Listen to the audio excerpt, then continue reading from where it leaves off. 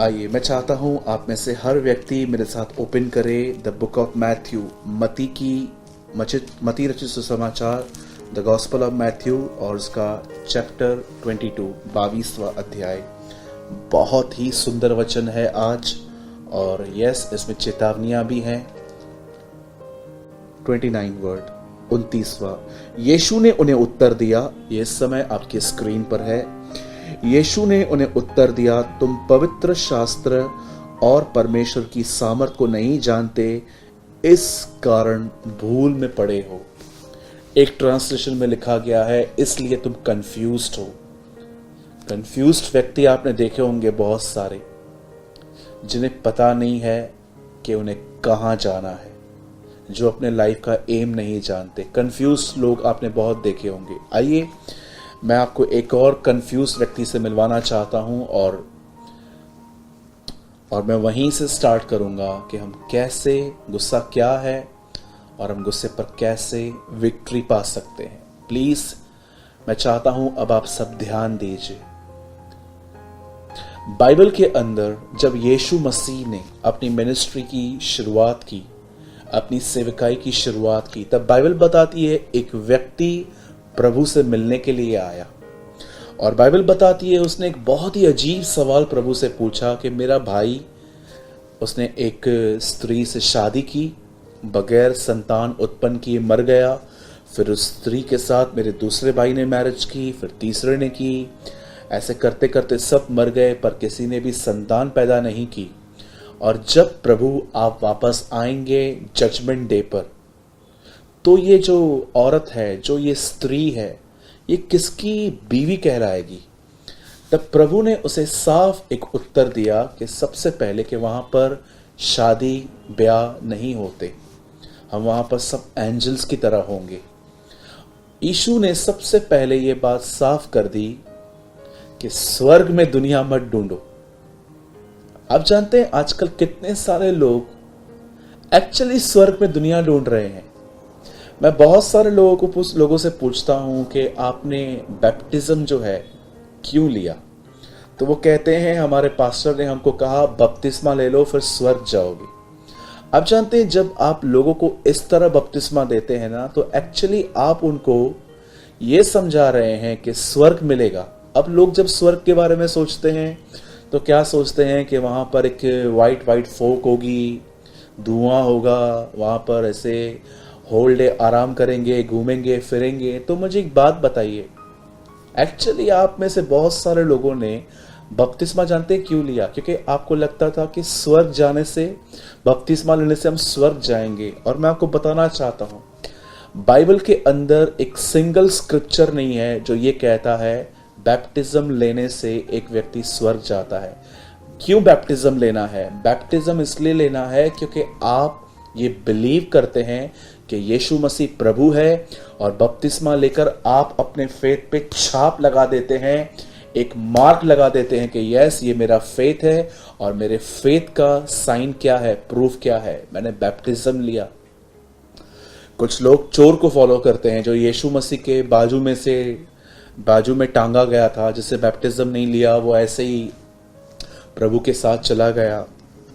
मेरे भाइयों, मेरी बहनों, अगर आप उस व्यक्ति को फॉलो करते हो जिससे बपतिस्मा नहीं लिया फिर भी स्वर्ग गया, कुछ लोग कहते हैं नहीं हम नहीं लेंगे क्योंकि उस व्यक्ति ने भी नहीं लिया था, तो मैं आपसे एक सवाल पूछता हूं, व्हाट अबाउट जीसस? यीशु मसीह ने लिया था। आप किसको फॉलो करते हो, चोर को कि यीशु मसीह को? जरा सोचिए। आप जानते हैं बपतिस्मा लेना बहुत जरूरी है। और सेकंड थिंग, बपतिस्मा लेने का मतलब क्या होता है? बपतिस्मा लेने का मतलब होता है कि आप ये बिलीव करते हैं कि यीशु मसीह मेरा खुदा है, और आप दुनिया के लिए मर चुके हैं और अब आप यीशु के लिए जीवित हैं। मैं आपको बताना चाहता हूं, जैसे आज कई सारे लोग बपतिस्मा इसलिए लेते हैं क्योंकि उन्हें स्वर्ग जाना है, पर बाइबल बताती है एक व्यक्ति बपतिस्मा लेने से की वजह से नहीं, खुदा के साथ चलने की वजह से उठा लिया जाएगा।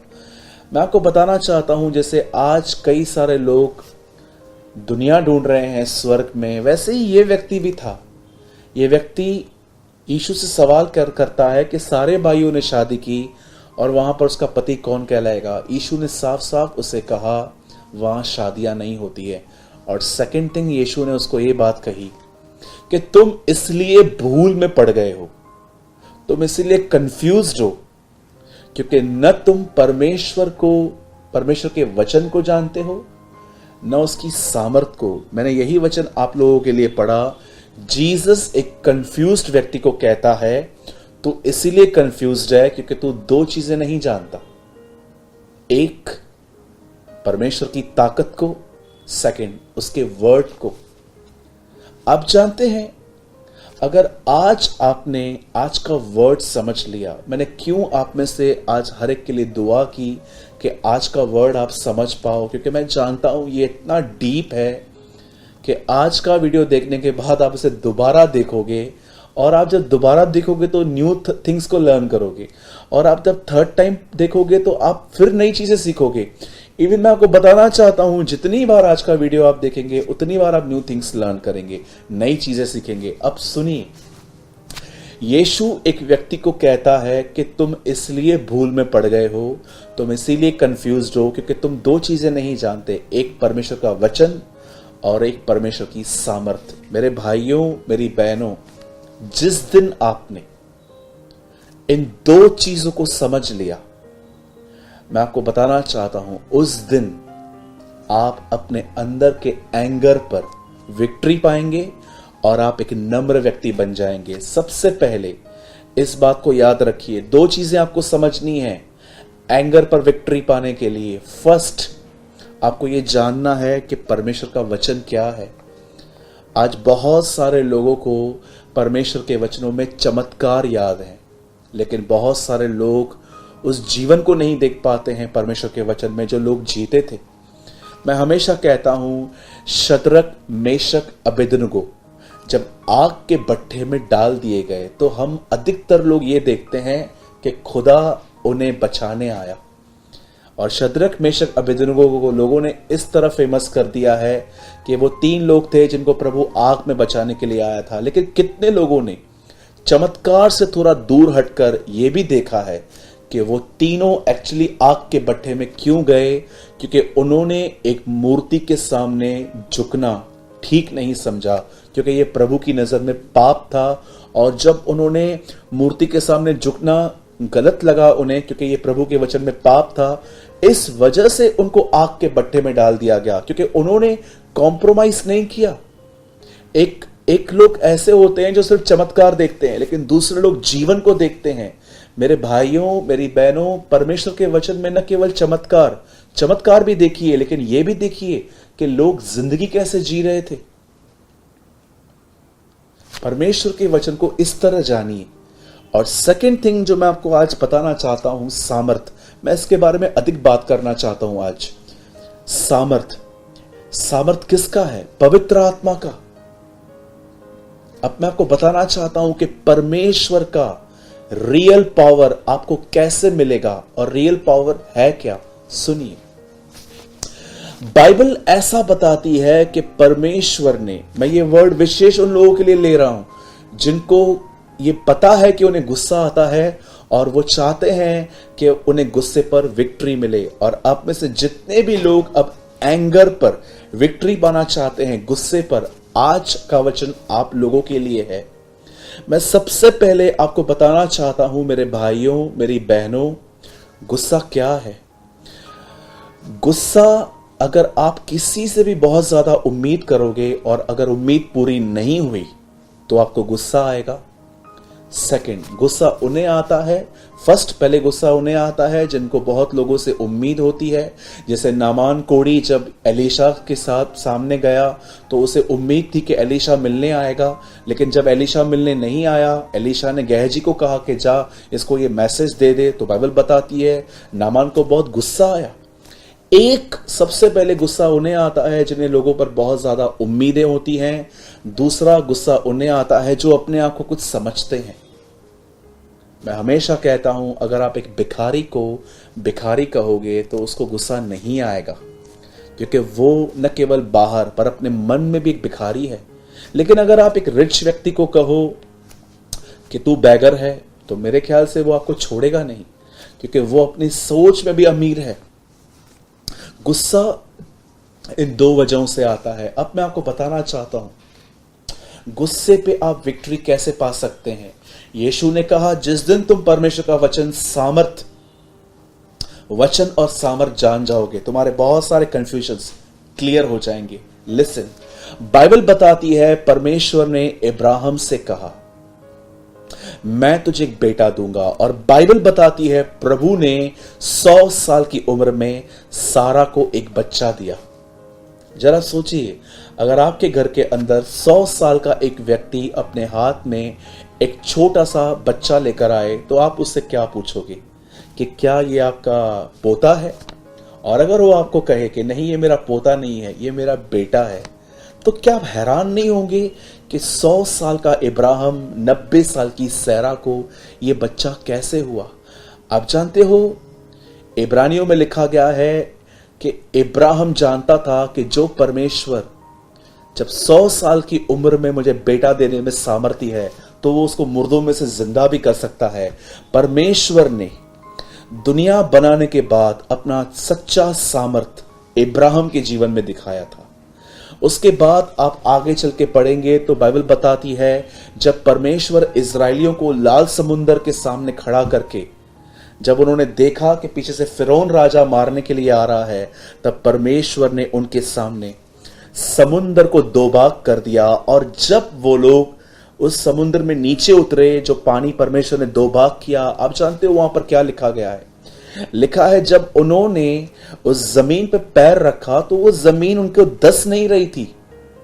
आप जानते होंगे, जब मट्टी के ऊपर पानी आता है तो मट्टी नरम हो जाती है, पांव अंदर चला जाता है। लेकिन बाइबल बताती है, जब इन्होंने पांव रखा समुंदर दो भाग होने के बाद, तो लिखा गया है वो जमीन उनको अंदर नहीं ले रही थी, वो मट्टी सूख चुकी थी। परमेश्वर ने एक बार फिर से अपनी सामर्थ दिखाई, पावर दिखाया। उसके बाद अगर आप पढ़ेंगे बाइबल के अंदर तो आप देखिए, जब बाइबल बताती है यरीहो की शहरपना के आसपास जब इजराइल के लोग घूम रहे थे, 7वें चक्कर में लिखा गया है वो दीवार टूट गई। एक हथौड़ा नहीं लगा उस दीवार पे, लेकिन जब वो प्रभु की जय जयकार कर रहे थे, वो जमीनें टूट गई, वो पूरी दीवारें गिर गई। परमेश्वर ने अपनी सामर्थ एक बार फिर से दिखाई। उसके बाद भी आपको बाइबल के अंदर बहुत सारे पैसेजेस मिलेंगे जहां पर आप पढ़ोगे, शद्रक मेशक अबेदनगो को प्रभु बचाने के लिए आया, डैनियल को बचाने के लिए आया। बाइबल बताती है उसने एलिया के कहने पे आग बरसाई, उसने एलीशा के द्वारा मुर्दों को जिंदा किया। परमेश्वर ने पुराने नियम में अपनी ताकत चमत्कारों में दिखाई है। लेकिन आप में से कितने लोग इस बात को देखते हैं, जब नए नियम के अंदर जब यीशु मसीह क्रूस पे मरने ही वाला था, उससे एक रात पहले बाइबल बताती है उसने प्रार्थना की कि हे पिता, तेरी मर्जी पूरी हो, मेरी नहीं, ये प्याला हटा दे। और उसके बाद लिखा गया है एक स्वर्गदूत वहां पर आया और उसने यीशु को ताकत दी, सामर्थ दी। और उसके बाद मैं आपको बताना चाहता हूं, यीशु मसीह क्रूस पे ऊपर चढ़ गए और वो वहां पर शांत थे। Listen to me very carefully. मैंने अपने लाइफ में 16 साल तक यीशु मसीह के लाइफ पे स्टडी की है। मैंने बाइबल के अंदर मत्ती, मरकुस, लूका, यूहन्ना, आप सोच भी नहीं सकते हैं कि मैंने इन अध्यायों को कितनी बार अपने लाइफ में पढ़ा है। और मैंने एक बात लर्न की, अगर यीशु अपने लाइफ में अगर कहां पर भी सबसे ज्यादा गुस्से में आ सकता था तो वो यही प्लेस थी। ऐसे यीशु के लाइफ में बहुत कुछ हुआ था जिसको देखकर मैं पढ़ सकता हूं कि शायद उसे यहां पर गुस्सा आ सकता था। पर मैं आपको बताना चाहता हूं, जब यीशु मसीह को उसके परिवार वालों ने कहा तेरा चित ठिकाने पर नहीं है, वो वहां भी शांत था। आप पढ़ सकते हैं, बाइबल के अंदर लिखा गया है कि उसकी फैमिली उसके लिए बोलती थी उसका चित ठिकाने पर नहीं है। उसके चेले कई बार उसको नहीं समझते थे, इवन फरीसी भी उसे बहुत परेशान करते थे। लेकिन मैं समझता हूं यीशु के लिए सबसे डिफिकल्ट थिंग थी कि जब यीशु उस क्रूस पे चढ़ा हुआ था। और जब यीशु क्रूस पे चढ़ा हुआ था, उसके हाथों में कीले थे, पैरों में कीले थे, पीठ टूटी हुई थी, पूरे कोड़े लगे हुए थे, उसके सर पे कांटों का ताज था, हाथों में कीले थे, पैर में कीले थे। मैं आपको बताना चाहता हूं, उस समय जब लोग वहां पर खड़े थे और उसके लहूलुहान बदन को देख रहे थे, और वहां पर कुछ लोग कह रहे थे, अगर तू मसीह है तो नीचे उतर। और आप जानते हैं, मेरे पूरे नए नियम के अंदर मुझे एक यही जगह ऐसे लगी, मुझे लग रहा था कि प्रभु, क्या आपको सच में यहां पर गुस्सा ही नहीं आया? और जानते, आप आराम से पढ़िए, यीशु ने वहां पर कोई गुस्सा नहीं किया। आप जानते हो उसको क्यों गुस्सा नहीं आया? क्योंकि परमेश्वर ने उसे एक रात पहले ये सारी बातें फेस करने के लिए ताकत दी थी, सामर्थ दी थी। और यीशु के लिए ये सब जो उसने बर्दाश्त किया, उससे भी ज्यादा उसके लिए डिफिकल्ट था परमेश्वर जब उसे त्याग देगा वो सब सहन करना। मेरे भाइयों, मेरी बहनों, आप में से जितने भी लोगों को गुस्सा आता है, आप जानते हो आपको क्यों गुस्सा आता है? उसका कारण क्या है? उसका कारण यह है क्योंकि आप अंदर से खाली हो चुके हो। आपने इतना दुनिया को टाइम दिया है, आपने वर्ल्डली थिंग्स को इतना ज्यादा समय दिया है कि आपको पता ही नहीं चला है कि आप खाली हो चुके हो, और इसीलिए आपको गुस्सा आता है। मेरे भाइयों, मेरी बहनों, याद रखिए, यीशु ने अपने मरने से पहले प्रार्थना की थी और परमेश्वर ने उसे सामर्थ दी। उस सामर्थ में वो सब कुछ बर्दाश्त करके गया।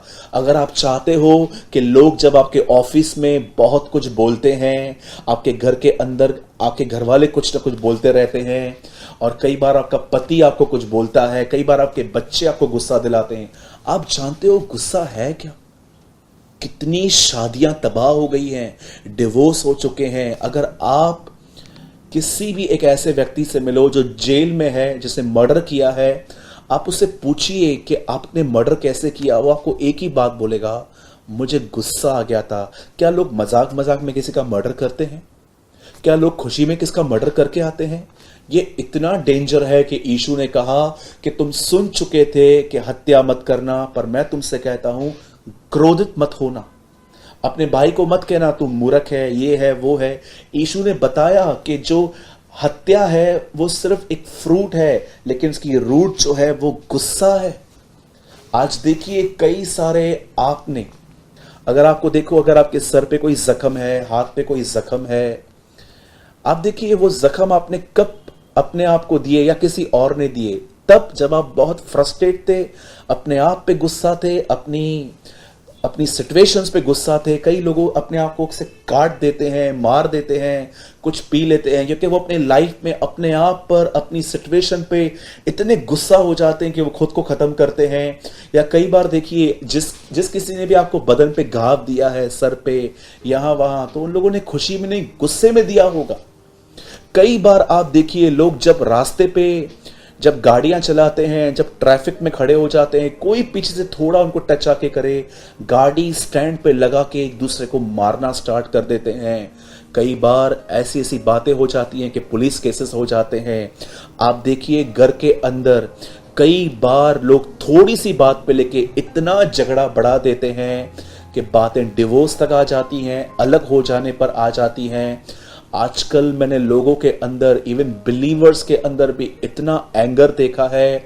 कुछ लोग मुंह से गालियां निकालते हैं, कुछ लोग गुस्से में आके उसकी चुगली मार देंगे, कुछ लोग गुस्से में आके बर्तन फेंकते हैं, मोबाइल फेंक देते हैं, पता नहीं क्या क्या तोड़ देते हैं। मेरे भाइयों, मेरी बहनों, गुस्से को इतना इजीली मत लीजिए।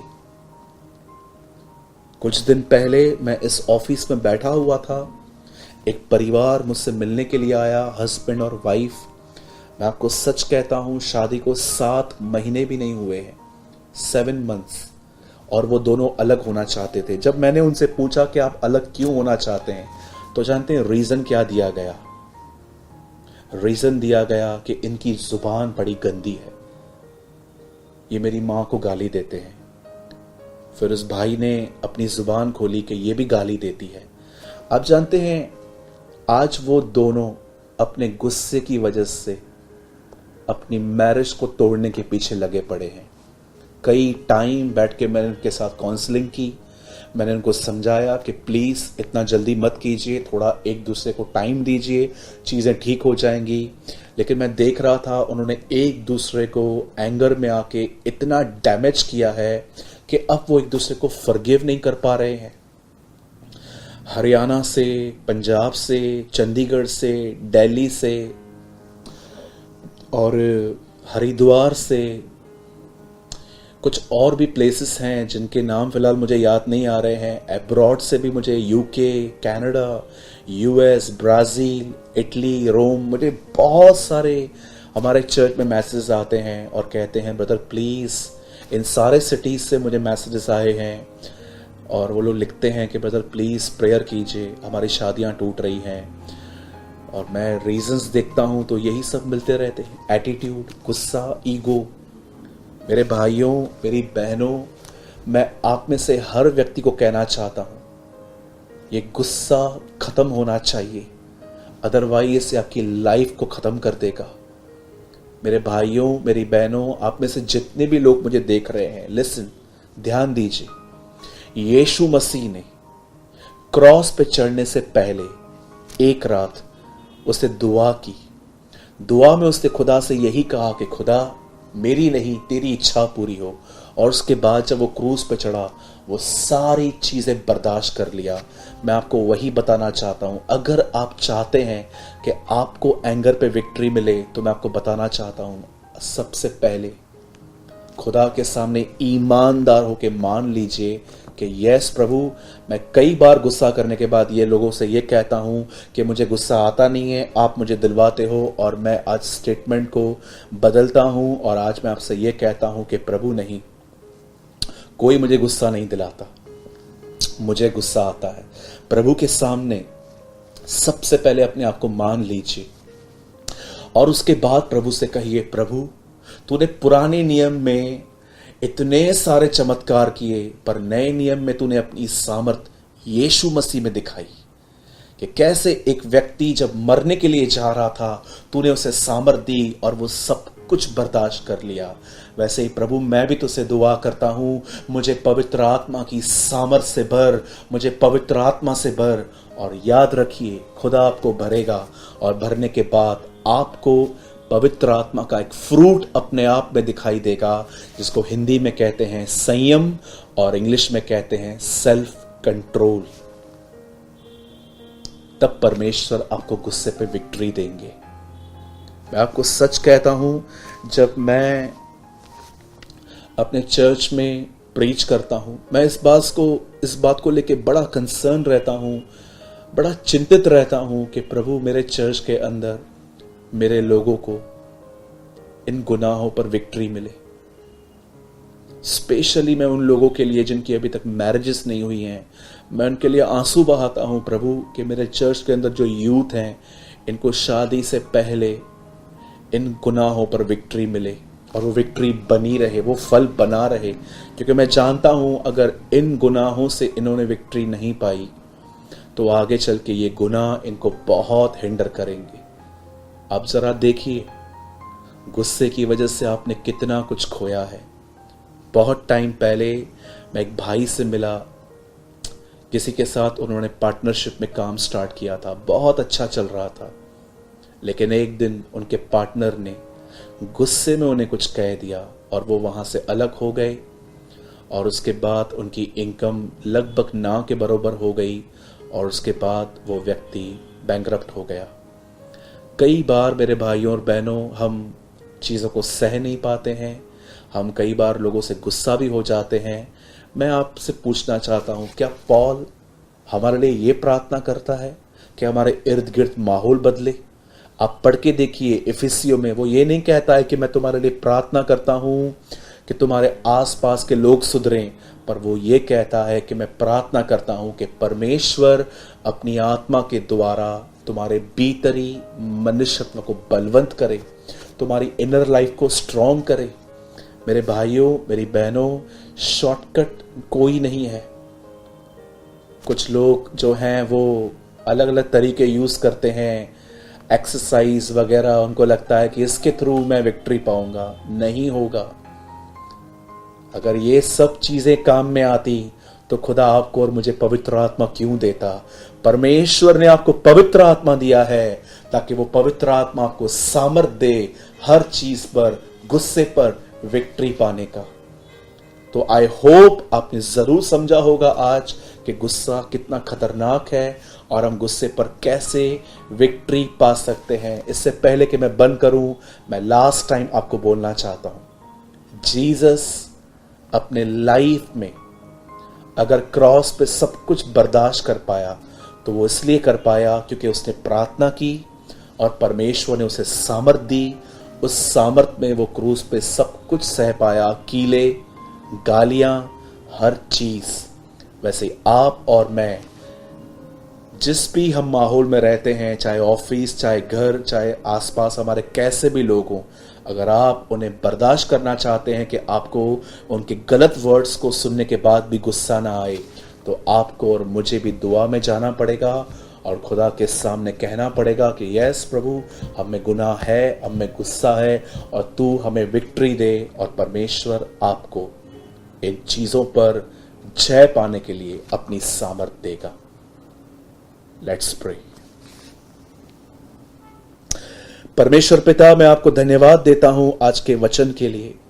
बहुत सारे लोग प्रभु कंफ्यूज्ड होते हैं कि हम कैसे एंगर पे विक्ट्री पाएं, पर आज तूने हमें बहुत अच्छे से और गहराई से हमें समझाया है कि हम कैसे इस पाप पर विजय पा सकते हैं। होने दे प्रभु, मुझे जितने भी लोग देख रहे हैं और आने वाले दिनों में इस वीडियो को देखने वाले हैं, हर एक को प्रभु जी तो इन गुस्से के बंधनों से, इन बुरी आत्माओं से छुड़ा, अपनी सामर्थ से भर, ताकि हम में सेल्फ कंट्रोल आए, ताकि हम स्वयं पर नियंत्रण करने वाले व्यक्ति, भाई और बहन बन पाएं।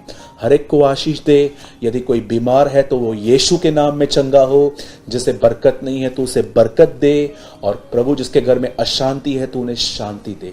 मैं तुझे सारी महिमा आदर देता हूं और प्रभु जी आज की दुआ को मैं यीशु के नाम में मांगता हूं। आमीन एंड आमीन।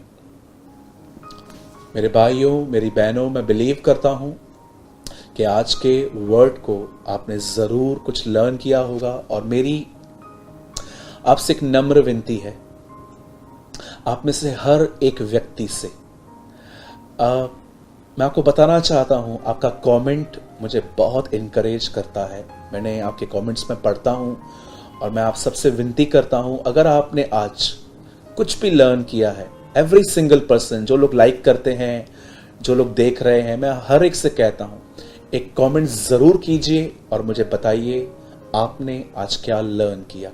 मैं आप सबों का धन्यवाद करता हूं। अगर हो सके तो आज इस लिंक को आप दूसरों के साथ जरूर शेयर करें। मैं सारी बातों के लिए महिमा परमेश्वर को देता हूं। आप सभी को जय मसीह की।